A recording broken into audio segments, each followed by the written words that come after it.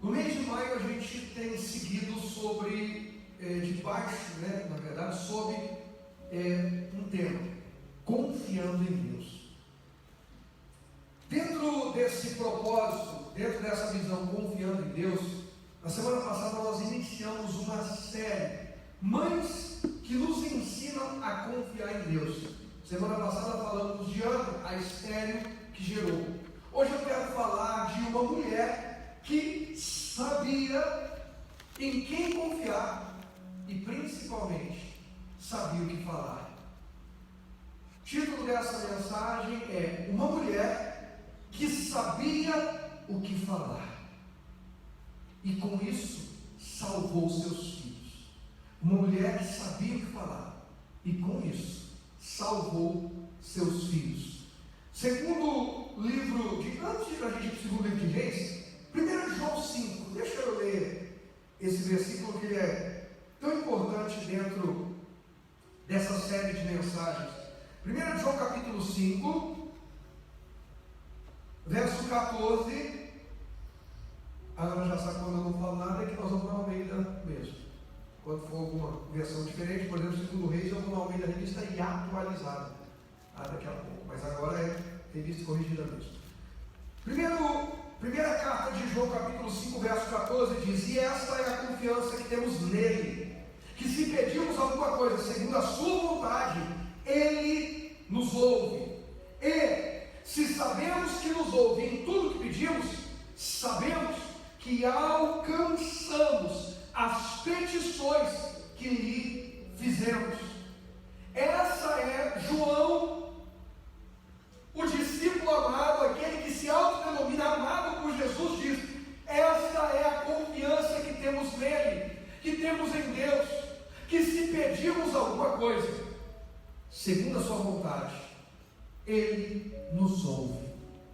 Se pedirmos alguma coisa alinhado à palavra de Deus, e vamos entender que esse segundo a sua vontade não é apenas eu pedir algo que Deus prometeu que faria, mas é algo que Deus prometeu que faria na minha vida, porque é um projeto, é um propósito de Deus que cabe perfeitamente na minha vida, mas se a Jennifer tentar viver, vai dar errado.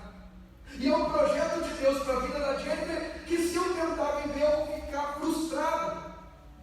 Então, quando falamos sobre pedir alguma coisa segundo a vontade de Deus, não é apenas algo que Deus prometeu que faria em geral, mas é algo específico. Eu preciso encontrar, eu preciso me relacionar, aumentar dia após dia o meu nível de intimidade com Deus, e à medida que a minha intimidade vai crescendo, vai sendo desenvolvida, também junto dela vai crescendo essa confiança. Também junto dela vai crescendo a clareza da minha visão sobre o que Deus tem comigo, qual é o projeto de Deus na minha vida, qual é o projeto de Deus através de mim. E olha, eu vou falar algo que Deus está me inspirando aqui neste momento. Pessoas que em tempos difíceis, em tempos de crise, em tempos trabalhosos como os que estamos vivendo agora, se doam mais, vivem obras extraordinárias da parte de Deus. Nós não estamos em um tempo comum. Uma entrega diferente muda por completo a vida de pessoas que têm o discernimento de entender que não estamos em um período comum. Há pessoas que no período como esse estão entregando menos do que entregavam a Deus. E eu não estou falando sobre recursos, eu estou falando sobre vida. Eu estou falando sobre confiança, eu estou falando sobre fé, eu estou falando sobre intimidade, oração, eu estou falando sobre vida com Deus, leitura na Bíblia, eu estou falando sobre servir a Deus, servir ao próximo, servir a obra, servir. Há pessoas que já entenderam que não estamos num período normal. Quando um país entra em guerra, pessoas que normalmente não usam farda, são convocadas a usar farda. Aqueles que serviram ao exército no tiro de guerra, por exemplo, se o país entra em guerra, eles saem da sua vida civil comum e são convocados, muitos desses, a uma guerra, a um período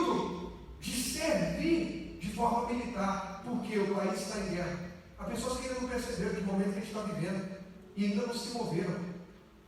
Há pessoas que estão pensando que é mais um dia como qualquer outro, que estamos vivendo mais um mês como qualquer outro. Mas há pessoas que já perceberam e disseram: eu vou entregar mais do que eu entrego de costume, porque nesse momento o reino de Deus precisa mais do que nunca de pessoas ativas, de pessoas atuantes. O reino de Deus precisa mais do que nunca de pessoas engajadas, comprometidas. Todas as vezes que nós contemplamos na Bíblia um milagre, alguém fez alguma coisa. Quarta-feira eu ministrava sobre o cego que clama a Jesus e clama mais alto e clama mais alto. Quarta-feira ministrava sobre como Jesus faz. Primeiro tira ele da aldeia de Betsaida, porque Jesus já tinha amaldiçoado um ano antes Betsaida, lançado uma palavra: ai de ti, Betsaida. Ai,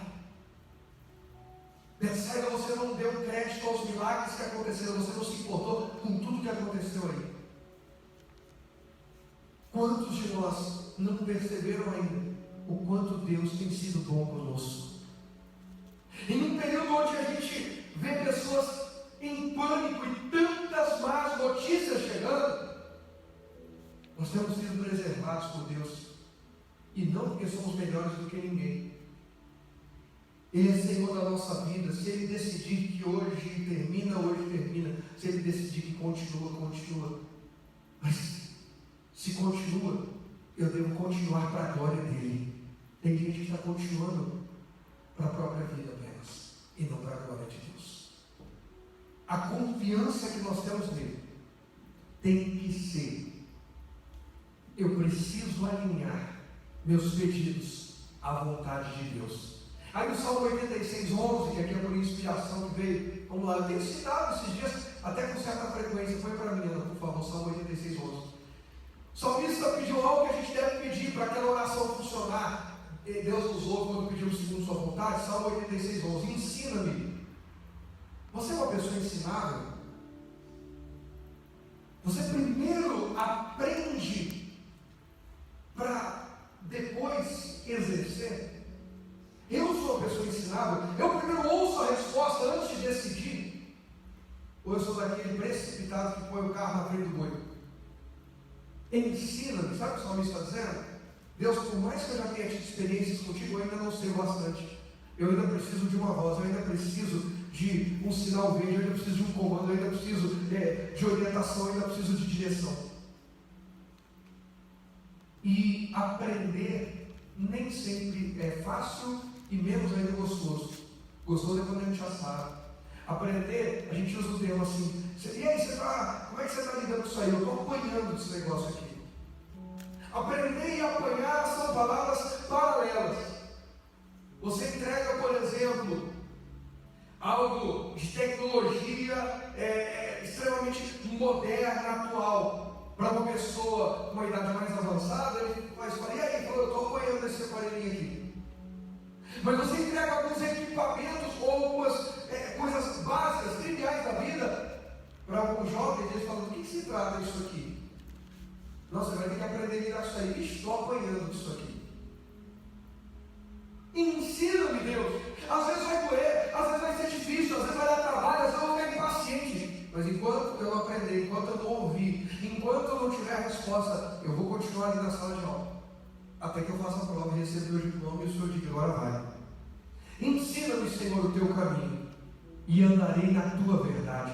Une o meu coração ao temor do teu nome. Quando o nosso coração é unido ao temor do nome do Senhor, quando o nosso coração é unido à sabedoria, porque em Provérbios diz que o temor do Senhor é o princípio, é a base da sabedoria. Olha o que a Bíblia está dizendo: une o meu coração à sabedoria.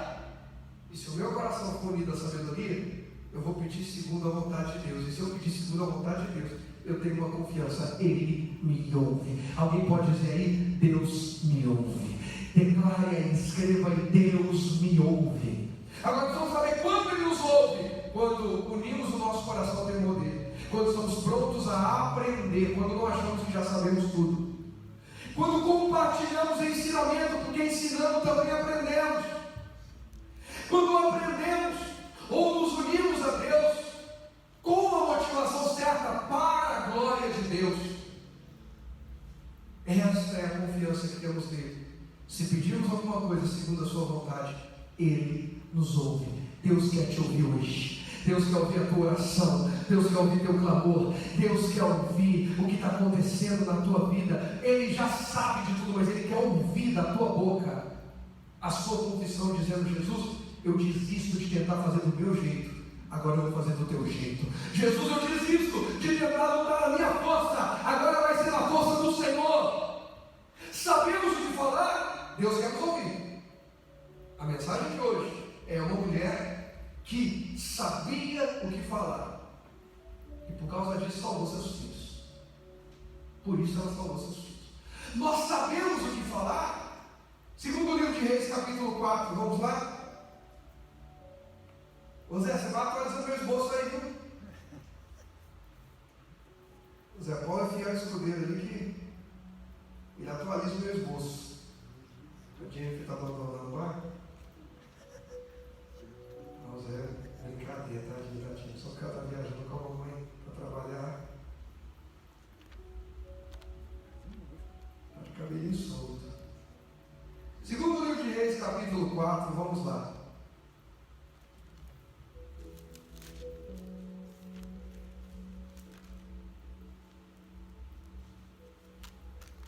Eu vou ler a revista e atualizada. Vou ler por enquanto só o verso 1. Por favor, põe aí para mim. Certa mulher, das mulheres dos discípulos dos profetas, ela era esposa de um discípulo dos profetas. Na Almeida Revista Corrigida, você vai ver falando dos filhos dos profetas. Na NVI também, em algumas versões, dos discípulos dos profetas. Discípulo e filho, pelo menos, deveria ter similaridade para nós. Eu me lembro de uma palavra, e agora eu lembro da Jennifer e da Ana, por exemplo, estavam comigo. Pelo menos eu acho que a Jennifer estava acordada no carro, a Ana não tenho certeza.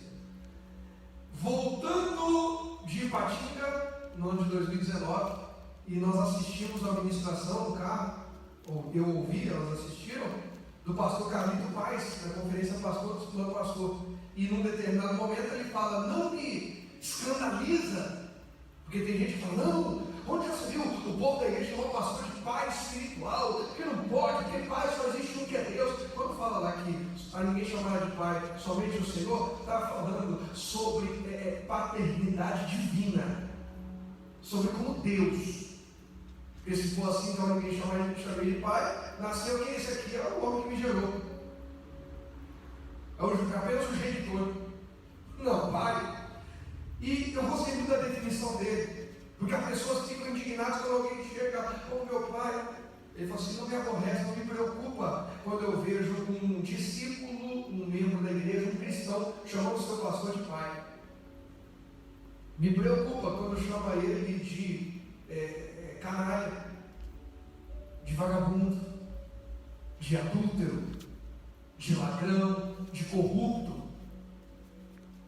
Então, quando a visão que se tem do seu discipulador, a visão que se tem do profeta que Deus levantou na sua vida ele é um profeta, ele é meu discipulador, ele é um pai para mim, é bíblico.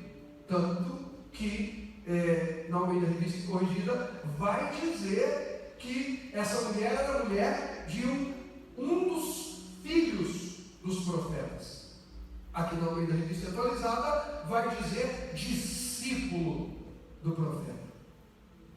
Aí diz, o que ela fez? Clamou a Eliseu dizendo: meu marido, teu servo, morreu, e tu sabes que ele temia ao Senhor, a Deus. É chegado o credor para levar os meus 2 filhos para lhe serem escravos. Tem homens, isso é muito nobre, é fantástico que eu vou dizer agora aqui. Primeiro vamos falar daquele homem, daquele discípulo, daquele filho de um profeta, aquele discípulo que foi tão fiel, tão conectado, que ele passa a ser chamado de filho filhão, está sempre colado. Você vê que ele começa a aprender, a crescer ali, junto do pai. Aquele homem tinha uma convicção no coração dele, olha, e tem gente que tem essa convicção, glória a Deus por isso, é por da graça de Deus. Se eu morrer, eu vou para o céu. Por quê? Porque eu estou vivendo servindo a Deus. Eu sou servo de Deus, eu temo a Deus. Se eu morrer, eu vou para o céu. Glória a Deus. Tem homens, mulheres, tem gente que está me assistindo agora e está dizendo assim, pastor, se eu morrer, eu vou para o céu. A minha preocupação é com quem fica. Opa, aí é que entra o X da questão. Esse homem era um servo de Deus. Esse homem temia a Deus. É o que essa mulher vem dizer. Essa viúva vem dizer: meu marido, teu servo, temia a Deus. Só que o problema, ele morreu. E tendo morrido, eu tenho convicção que ele está em Deus. Hoje, nós que já temos o livre acesso pela graça, pelo sangue de Jesus, à eternidade, se eu partir agora, se a gente partir agora, quem está em Cristo, fechou os olhos aqui, abre os olhos da eternidade, na glória com Deus, com Jesus. Mas quem fica? Esse homem se preocupou com a eternidade, mas se esqueceu que a eternidade começa aqui, e que envolve mais pessoas. Não basta para o Rogério dizer assim: eu estou tranquilo, se Deus quiser me levar, eu vou para o céu. O Rogério precisa pensar: se Deus quiser me levar, o que será da Angélica, do Rogério e do Israel? Pelo menos. Primeiro nível. Segundo nível, o que será da Igreja de Família de Cristo? Já tem alguém preparado? É a Angélica que vai assumir? É o Zé Paulo? É o Leandro? É o Thiago? É o Naldinho? É a Jennifer? Começaram a se abanar aqui. Vou parar por aqui antes que alguém comece a ter uma diferença no coração aí, bater diferente. Nós precisamos viver hoje focados na eternidade, mas nos lembrando que há pessoas ao nosso redor que são alimentadas através da nossa vida de fé, que o nosso testemunho inspira, que nós precisamos compartilhar um legado, colocar algo dentro da alma dessas pessoas, de modo que a nossa ausência não as fará morrer de fome. Nós precisamos mais do que dar peixe ao faminto, nós precisamos realmente dar a vara para ele e ensiná-lo a pescar, porque o dia que nós não estivermos ali para servi-lo com peixe, ele já sabe pescar.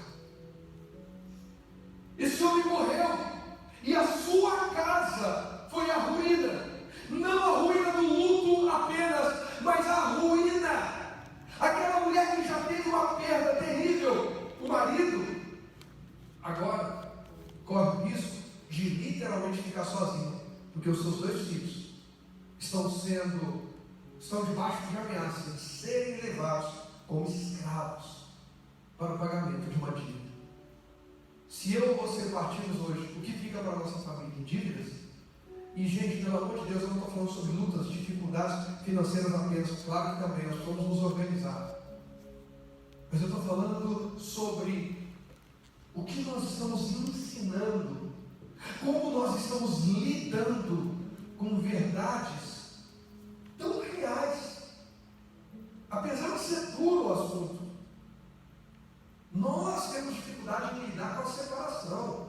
Separação dói, mas só existe uma certeza para todo ser humano, seja cristão, seja ateu, seja livre pensador, é que ele nasceu. Quando ele nasceu, um dia ele vai morrer. Para nós cristãos há uma diferença aí, pelo menos, entre várias. Uma, pode ser que a gente não morra, Jesus veio buscar antes. Amém. Jesus voltar antes, nós que cremos na volta de Jesus, então não vamos passar pela morte da carne. A morte espiritual, quem já entregou a vida para Jesus já não vai passar, já passou para a vida eterna, espiritualmente, e glória a Deus por isso. Será que onde você está, você pode dar um glória a Deus por isso? Porque não existe bênção maior do que essa. Agora, o que vai ser de quem fica? Estamos formando filhos totalmente dependentes de nós. Estamos formando um lar totalmente dependente de nós.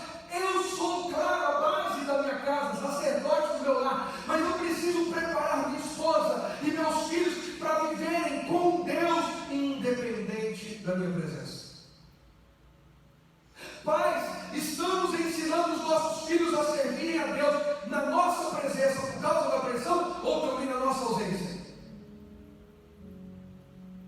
Nossos filhos, quando vão dormir na casa de um amiguinho, praticam o devocional, leem a Bíblia, oram. Talvez tem pais que vão dizer, pastor, nem eu faço isso. Se meu filho fizer, está melhor do que eu. Esse é o X da questão. Essa é a questão. Aquele homem morreu. E agora a sua casa está um caos. Aquele homem pensou, olha, eu sou de Deus, que bacana. Mas ele se esqueceu de que ele podia ir antes do que ele imaginava. E que aquela dívida poderia custar muito caro para a esposa e para os filhos. Eu tenho certeza que aquele homem, temente a Deus, não tinha como projeto de vida, como sonho na sua vida, deixar a sua esposa nessa situação. Tem coisas que, obviamente, não são nosso plano, nosso projeto. Tem situações ao longo da vida que nos surpreendem.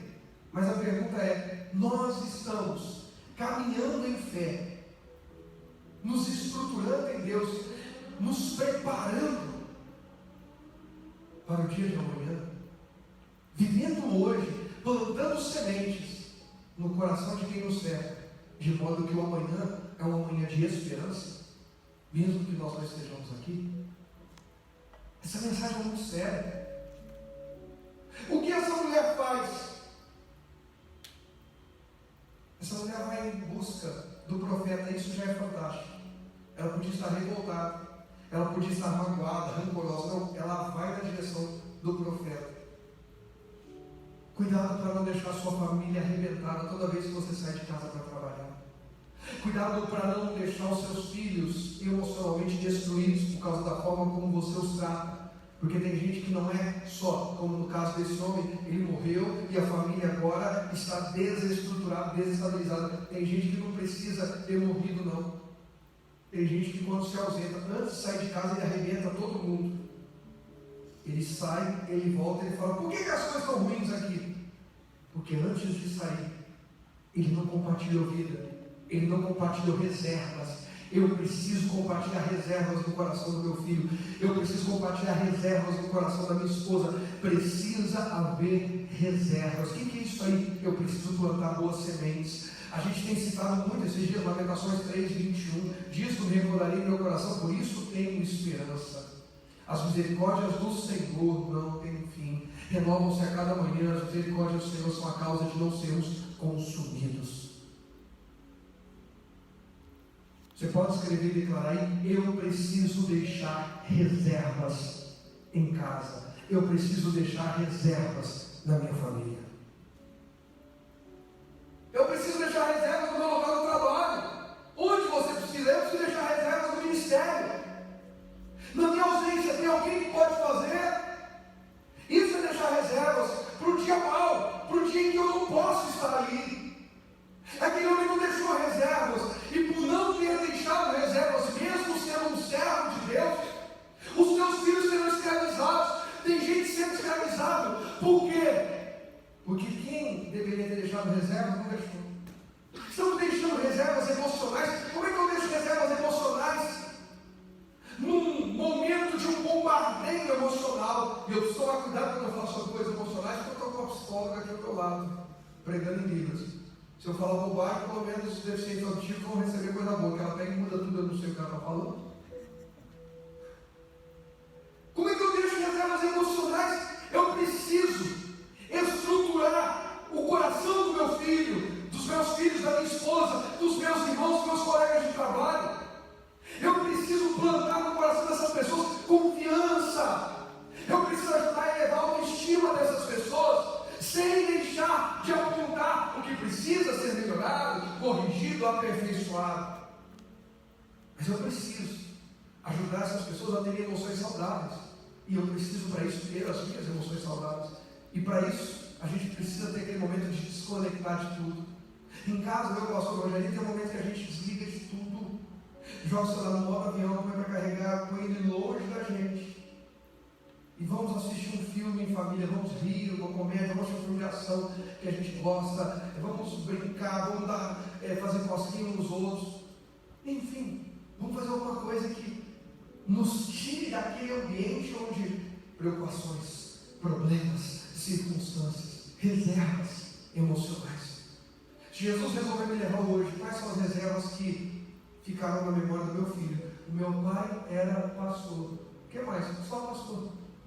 Mas o que era pastor? Ele me levava para a igreja para a oração das 5 vezes, me levava lá para ajudar na transmissão do culto, e foi isso. Isso era meu pai. Mas não tem mais nada para falar.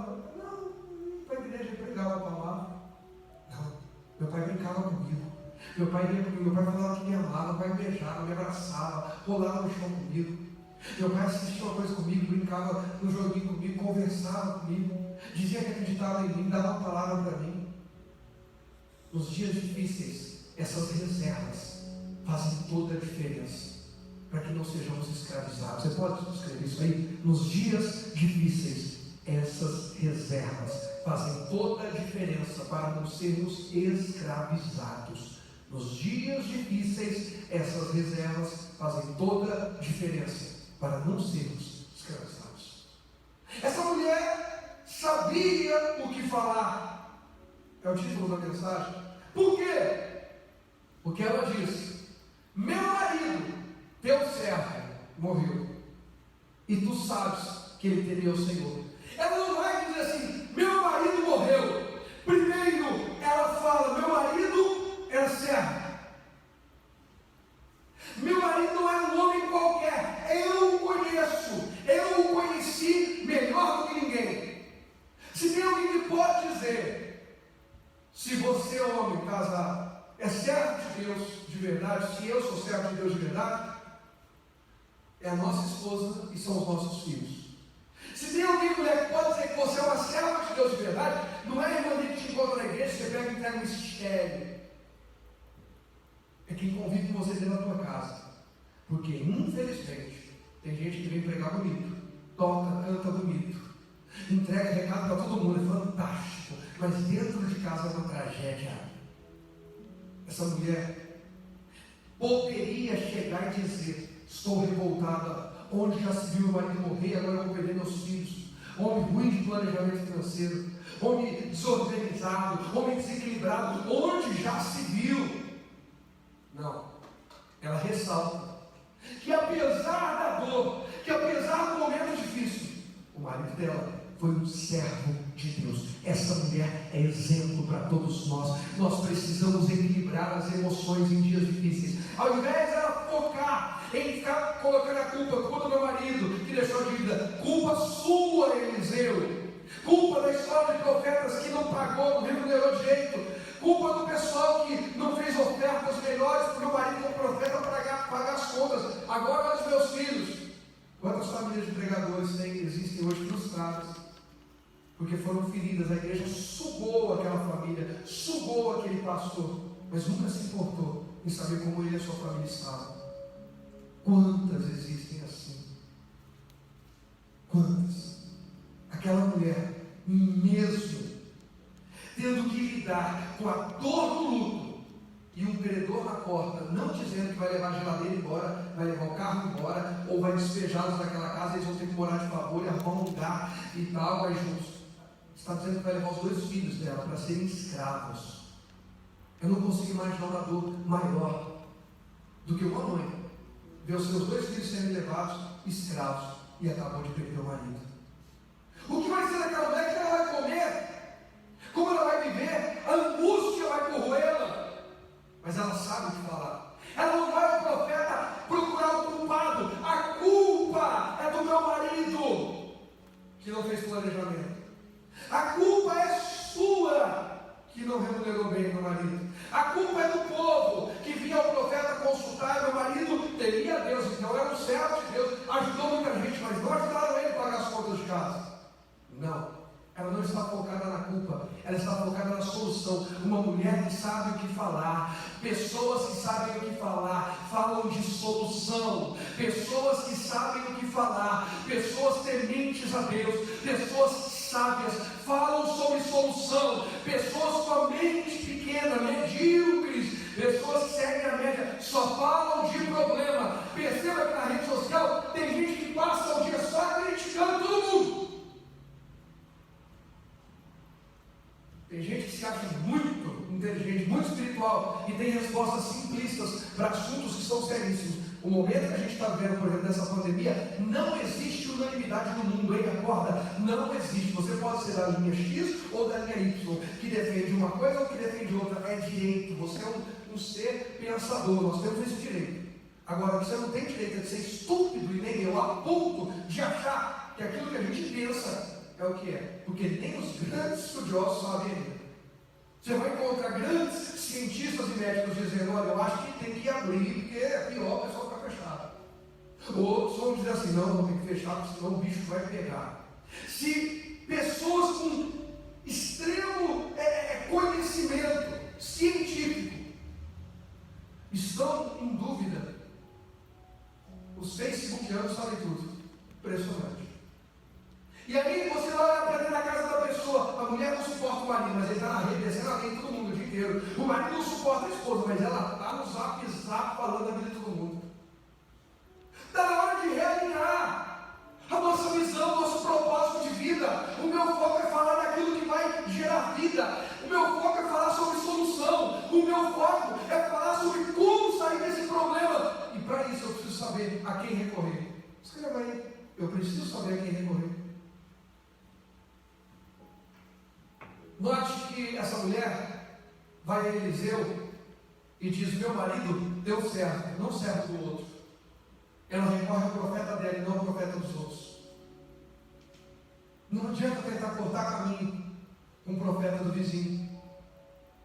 Não adianta. Ah não, sabe pastor, é porque eu vi uma igreja que está fazendo uma campanha que em 3 dias e meio a minha vida financeira é desaba, não sei o que lá.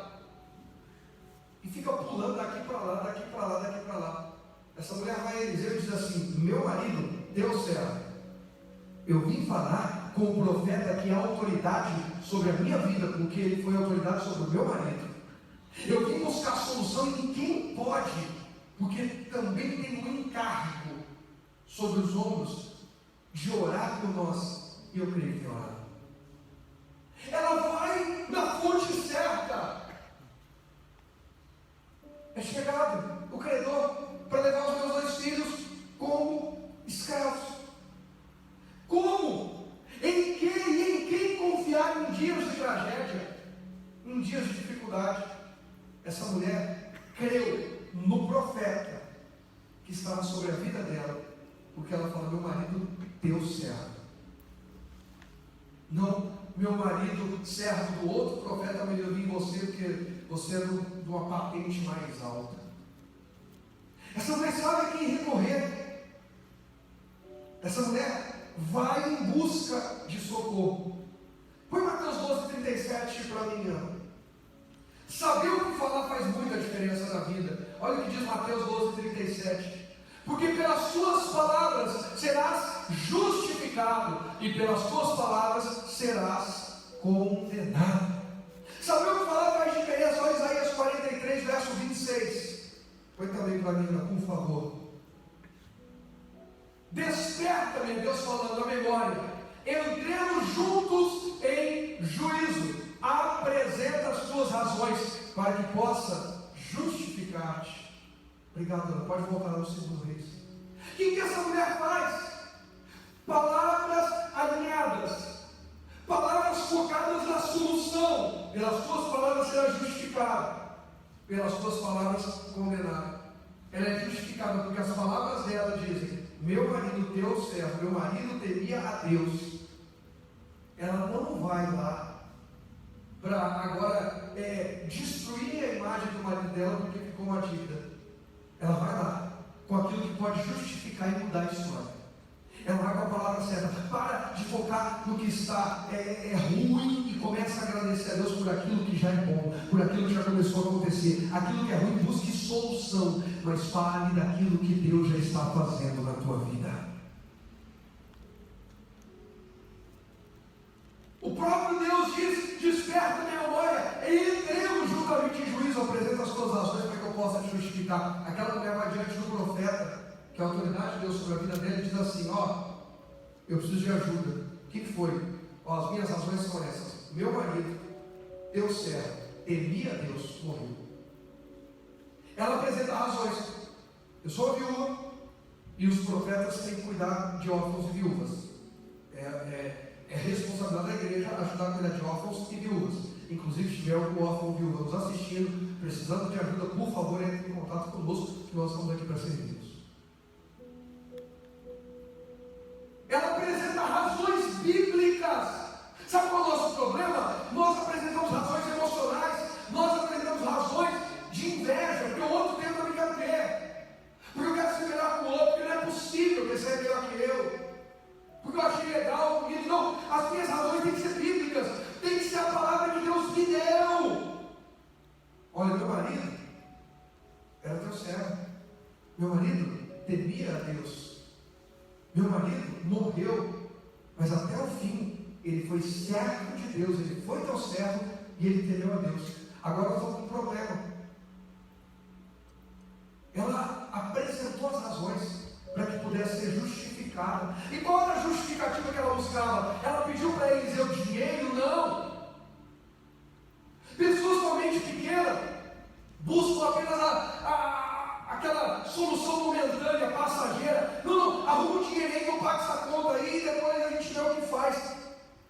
Mas pessoas sábias, com o coração conectado ao de Deus, buscam soluções permanentes. Soluções permanentes. É o que essa mulher está buscando. Eu quero uma palavra, eu quero uma direção, eu quero que a minha história mude. Ela não vai até o profeta apenas em busca de uma saída para aquele momento. Muitos procuram o profeta em busca só de algo para o momento. Olha o verso 2 aí, ó. Verso 2. Eliseu lhe perguntou: que te hei de fazer? O que eu posso fazer com você? Diz-me que é o que tens em casa. Ela respondeu: tua serva não tem nada em casa senão uma botija de azeite. Muitos procuram o profeta em busca de recursos, quando deveriam buscar instrução. Muitos vão para a igreja em busca de recursos, quando deveriam buscar instrução.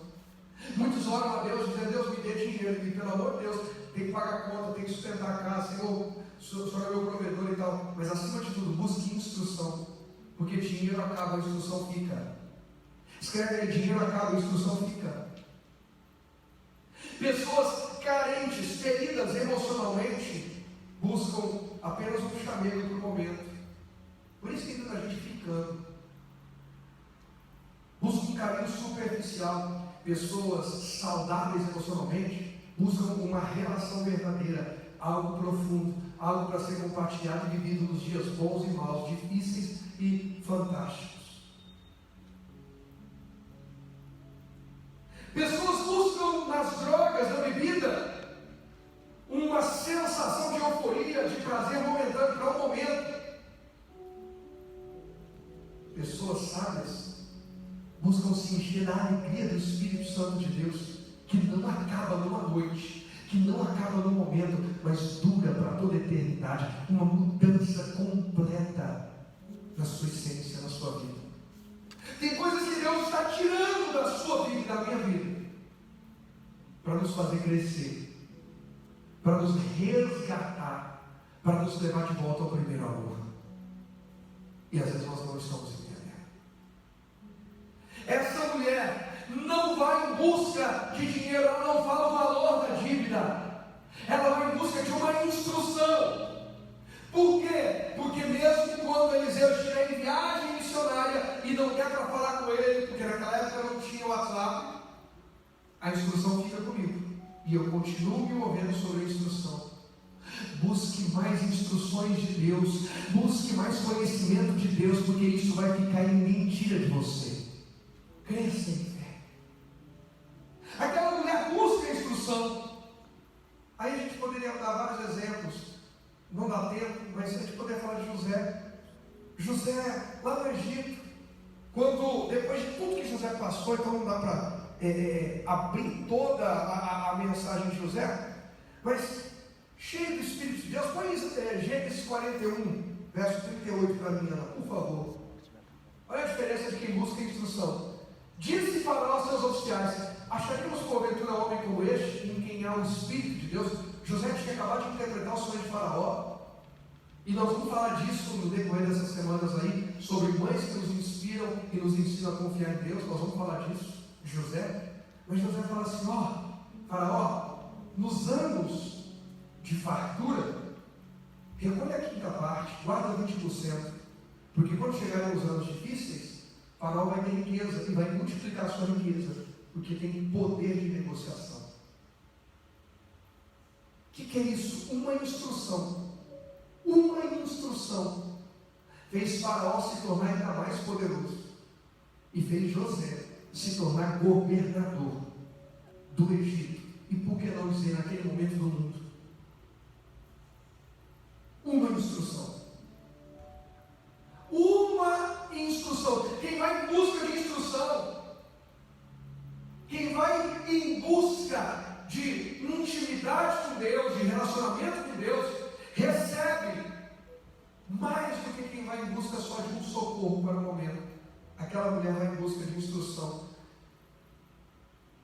No versículo 2, Eliseu pergunta para ela: o que você tem em casa? Como a gente reage nos dias mais difíceis da nossa vida? Diante das maiores dores, maiores tribulações, maiores tempestades da vida, como nós temos reagido? Aquela mulher reagiu, indo ao profeta. Aquela mulher reagiu, não se revoltando. Muitos se revoltam. Está vendo? Meu marido serviu a Deus. Olha o que acontece. Não adianta nada. Esse negócio de igreja. Olha aí, o meu marido serviu a Deus, foi fiel. Olha aí, Não. Ela vai buscar solução. Ela está focada. Nos dias de dor, ela sabia o que falar. Ela sabia com quem falar. Coloca aí. Não, acho que eu já falei, né? Saber com quem falar, já falei. Você anotar. Nós vamos saber com quem falamos e o que falamos nos dias de dor na alma, nos dias de sofrimento, de dificuldade. Vamos continuar a leitura. Versículo 2, ele pergunta: tua serva, o que você tem em casa? Ela fala: tua serva não tem nada, senão um botijão de azeite. Verso 3. Então disse ele: vai, pede emprestadas vasilhas a todos os teus vizinhos, vasilhas vazias, não poucas. Então entra e fecha a porta sobre ti e sobre teus filhos, e deita o teu azeite em todas aquelas vasilhas. Põe à parte a que estiver cheia. Partiu, pois, dele e fechou a porta sobre si e sobre seus filhos. Esses lhe chegaram as vasilhas e ela as enchia. 3 níveis de confiança que essa mulher precisou ter. Escreva aí: 3 níveis de confiança. 3 que ela precisou ter. Primeiro, em Deus. Por quê? Ela vai ao profeta de Deus e diz: o meu marido, teu servo, temia a Deus, e eu vim buscar uma resposta de Deus. Primeiro, ela confiava em Deus. Por quê? Porque ela vai onde, pelo menos, se subentende que tem palavra de Deus. Me preocupa quando nós confiamos, especialmente em dias difíceis, como estamos vivendo. Confiamos no trabalho, confiamos na influência, confiamos no governo, confiamos em tudo. Em Deus não. Gente que não ouve, não para para ouvir palavra, não tem cultuado, não tem servido a Deus, não tem parado sua vida para dar crédito, dar atenção à palavra que Deus está entregando. Que momento é esse, gente? É um momento de alinhamento ou de realinhamento de corações. Alguém vai dizer: Satanás está furioso, por isso que a terra está assim. Pode ser? Pode. Satanás nunca esteve feliz. Eu não sei qual que é a surpresa de dizer: Satanás está furioso, o inimigo quer arrebentar com a gente. Mas sempre quis. Agora existe uma coisa: se você for estudar a Bíblia, você vai ver que todo caos foi permitido por Deus. Ele tem o governo de tudo. E se Deus permitiu, tem alguma coisa que Ele quer nos ensinar. O dilúvio não foi o diabo que mandou, foi Deus. Não foi o diabo. Quem falou com Moisés que ia exterminar o povo, começar uma nova nação através dele, foi Deus. Não foi o diabo. Foi Deus. Quem tirou Adão do paraíso, tudo por consequência da atitude dos homens, tá? Eu estou falando que é a decisão. Quem tirou Adão do jardim do Éden foi Deus. E o que eu estou querendo dizer? Ô pastor, você está querendo me colocar contra Deus? Não, eu estou querendo abrir seus olhos para entender uma coisa. Deus está chamando a nossa atenção. Deus está abrindo os nossos olhos. Deus está falando com o seu povo. Deus quer o coração da igreja de volta no altar dele, hein, meu irmão? Deus quer o teu e o meu coração no altar dele acima de tudo. É tempo de realinhamento.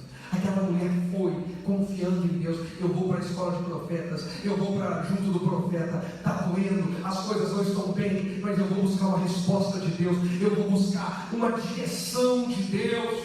Eu não vou fazer as coisas por conta própria. Eu vou ao meu profeta. E enquanto ele não falar, eu não vou tomar decisões.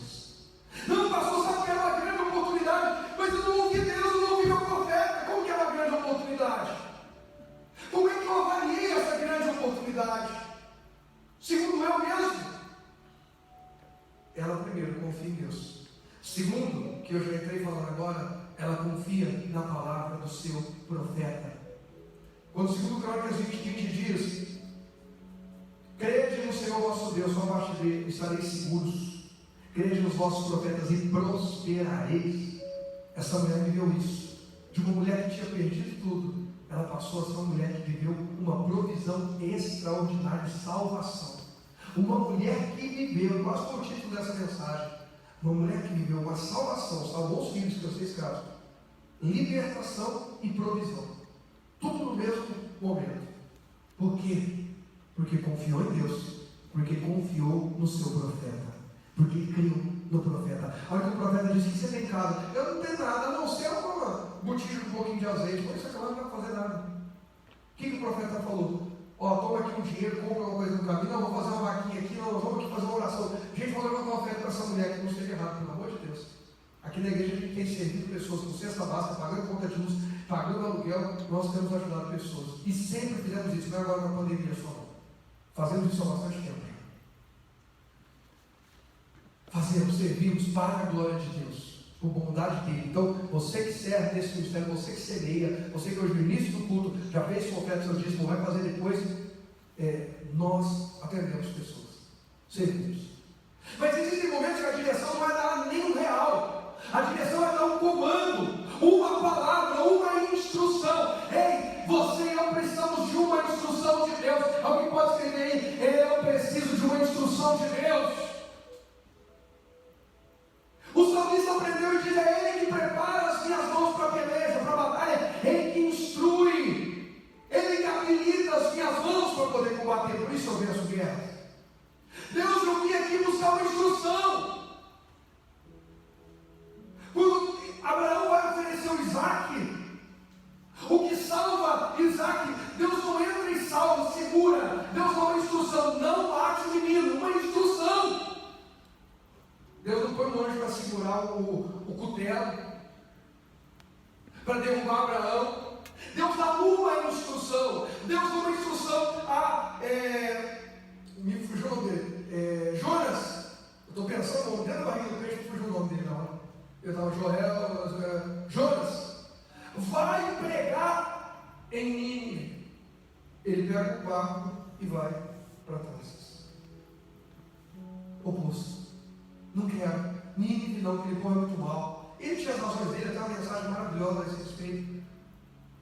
Deus, foi Deus o faz ser lançado no mar. Aquela tempestade foi Deus parando Jonas, dizendo: ei, volta. Ei, meu irmão, eu não sei porque eu estou falando do Jonas agora, mas você sabe. O Espírito de Deus sabe por que pôs essa palavra na minha boca. Para isso que você está fazendo, dá meia volta e realinha tua vida e os teus propósitos. Porque Deus não desistiu de você, mas você está fazendo por conta própria, desistindo do plano de Deus. Está na hora de voltar para o projeto de Deus. No primeiro momento vai doer. Ficar dentro do ventre de um grande peixe não é gostoso. Misericórdia, imagina só. Mas ele ficou por 3 dias. Quando ele clamou a Deus e se consertou e disse: Deus, eu vou sair daqui, vou honrar os meus votos, vou pregar, vou para onde o Senhor mandar. Na hora o peixe solta ele lá na praia. Ele vai para Nínive e a cidade se converte. Fantástico. Uma instrução salvou uma cidade. Uma instrução salva teu casamento. Uma instrução salva a tua saúde. Uma instrução salva as suas finanças, sua empresa. Uma instrução salva a sua família inteira. Salva uma cidade. Salva a nossa nação. Uma instrução de Deus. O profeta deu a instrução. Aquela mulher chamou os filhos, fechou a porta, porque tem instrução que ninguém tem que ver. Tem instrução que se você sair querendo colocar todo mundo para participar, eles vão te atrapalhar. A instrução de Deus para Abraão qual era? Sacrifica o menino. Abraão leva todo mundo? Não. Os empregados de Abraão, os servos dele, ficam no pé do monte. Ele falou: vocês ficam ali, que eu e o moço vamos lá adorar. Depois de adorar a gente volta. Só Abraão, Isaac e Deus, mais ninguém. A instrução foi essa. A instrução aqui foi: pega os seus filhos, pede vasilha emprestada para os vizinhos e pode derramar azeite. Ué? Quem falou que derramar azeite paga a conta? Esse é o problema nosso. A gente quer instrução lógica. Deixamos de ver por fé, queremos ver por vista, por matemática. Algumas pessoas já tentaram debater algumas coisas comigo. Eu acho legal quando a gente quer conversar. Pastor, eu lembro uma vez que estava numa comunhão, uma pessoa começou a querer tirar algumas dúvidas. Eu fui esclarecendo com o maior prazer, com a maior paciência. Depois, quando saiu de lá, a pessoa pegou e mandou mensagem a mim: pastor, me manda as referências de tudo aquilo que você falou, que não sei o que, não sei o que lá. Eu percebi que aquela pessoa não queria ouvir nada.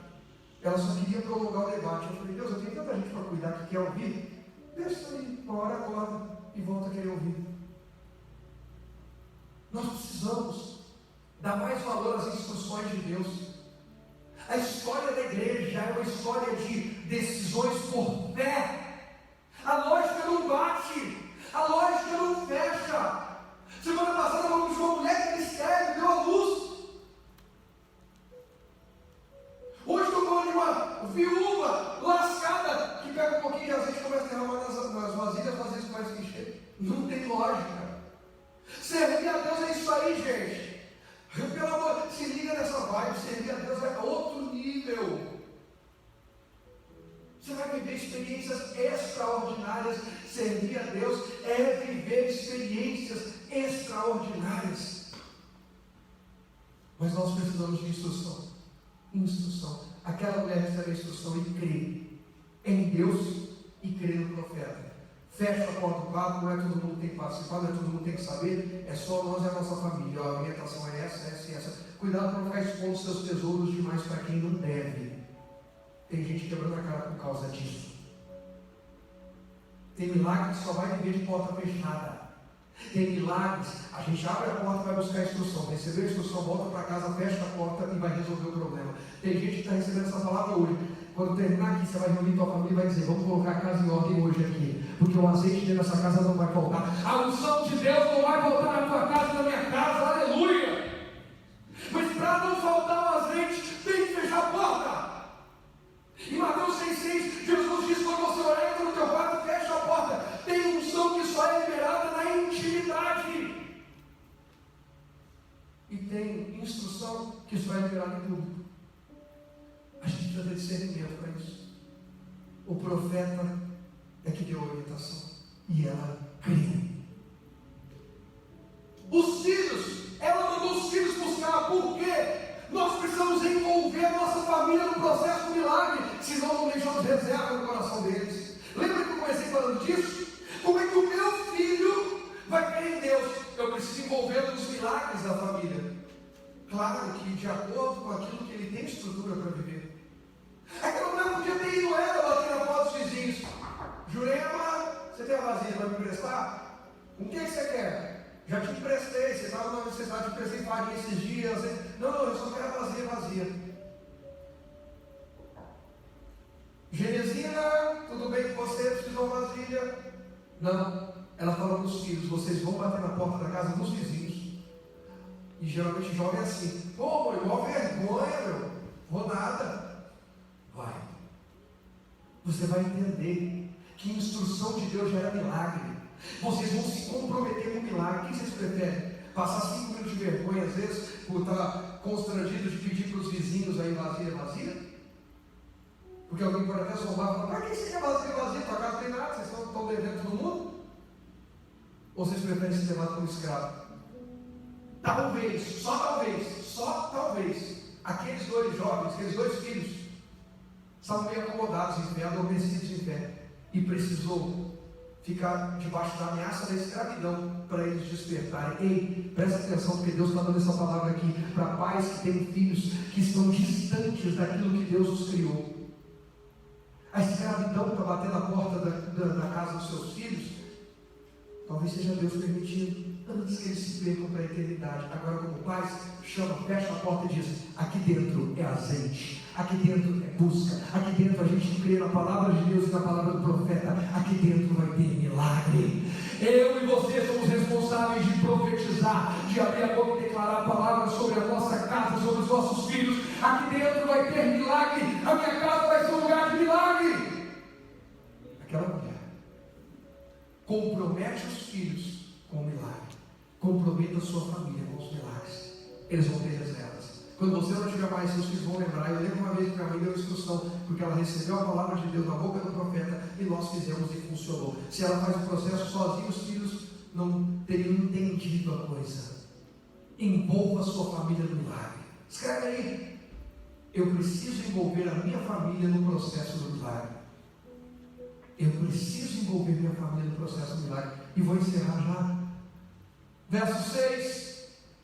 Cheias as vasilhas, disse ela a um dos filhos: chega-me aqui mais uma vasilha, ou seja, traz mais uma. Mas ele respondeu: não há mais vasilha nenhuma. E o azeite parou. Enquanto há envolvimento, enquanto nós estamos envolvidos, buscou, trouxe, milagre continua acontecendo. Terceiro nível de confiança que ela precisa ter é confiança nos seus relacionamentos. Deus nos criou para relacionamento, primeiro com Ele, vertical, e segundo uns com os outros, horizontal. Por quê? Perceba que o azeite veio da vasilha dos vizinhos? Não, o azeite foi através da vasilha dela. Mas ela teve que pedir para os vizinhos, ela teve que se relacionar com os vizinhos, ela teve que pôr os filhos dela para se relacionar com os vizinhos. Ei, se você e eu dependemos do nosso relacionamento com o próximo, a vasilha vai ficar vazia ou cheia? Vai ter mais vasilha ou vai ter menos vasilha? Tem gente que é tão arrogante que se converteu e se tornou uma ilha, um poço de arrogância, que se depender de pedir um copo vazio, um copo descartável para alguém, não tem. Gente que gosta de apontar o dedo para todo mundo, gente que se acha mais espiritual que os outros. O dia que sai de vasilha vazia, alguém vai dizer assim: não tem. E ainda quando você sair, ainda vai rir, falar: agora vem pedir favor, agora vem humilde. Cadê toda aquela arrogância para julgar a gente? Cadê aquela arrogância para falar mal de todo mundo? Confie em Deus, confie no profeta e estabeleça relacionamentos confiáveis. Estabeleça relacionamentos. Coloca aí, terceiro nível de confiança: relacionamentos confiáveis. Relacionamentos confiáveis. Tem hora que o profeta não vai estar ali perto para ajudar, mas tem alguém que é confiável, alguém que vai ser uma bênção, alguém que vai te servir com alguma coisa, alguém que vai te estender a mão. E agora, para ter esse tipo de relacionamento, Lucas 6,31, põe aí para mim, por favor. Isso aqui está também na inspiração. Depois você vai me dar o esboço da mensagem. Como quereis que os homens vos façam, assim fazei vós também a eles. Se essa mulher nunca serviu ninguém, como é que alguém vai servir agora? Se essa casa, se essa família nunca estender a mão para ninguém, no dia da aflição, quem vai estender a mão para ela? A pergunta é: na sua aflição e na minha aflição, tem alguém para nos estender a mão? Aquilo que eu quero que alguém faça por mim, eu preciso ser o primeiro a fazer por alguém.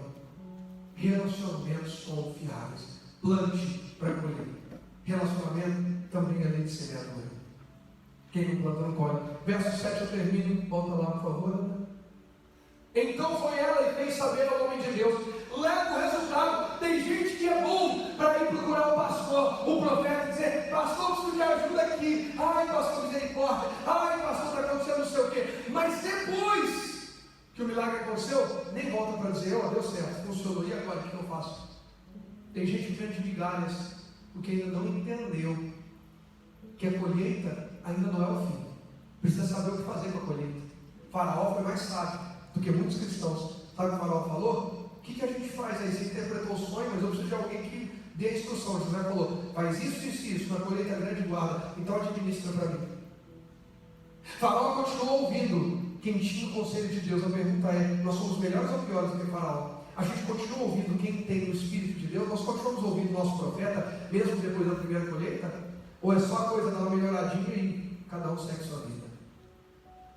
Essa mulher, quando estava cheia de vasilhas de azeite, ela podia ter falado: o quê? Aqui dá uma pagadinha, deixa eu pagar a dívida. Vai para lá e fala para o profeta, ele fala assim: metade é meu, fui eu que dei a instrução. Perceba que ela não vem de uma vasilha de azeite, mesmo tendo a ameaça dos filhos serem levados escravos. Ela não vem de uma vasilha de azeite antes de falar com o profeta. Ela vai lá receber orientação. Tem gente que chegou na igreja quebrado, arrebentado. O profeta foi bacana para instruir. Hoje, a pessoa nem fala nada. Por isso o azeite vai. Não sabe o que fazer com ele. Ela fez saber ao homem de Deus, e ele disse: vai, vem o azeite, paga a tua dívida, e tu e teus filhos vivei do resto. Essa mulher confiou em relacionamentos. Essa mulher recebeu milagres de Deus. Que hoje seja um dia de milagre dentro da minha casa, dentro da tua casa. Que nós possamos alinhar a nossa fala. Veja bem com quem você fala e o que você fala.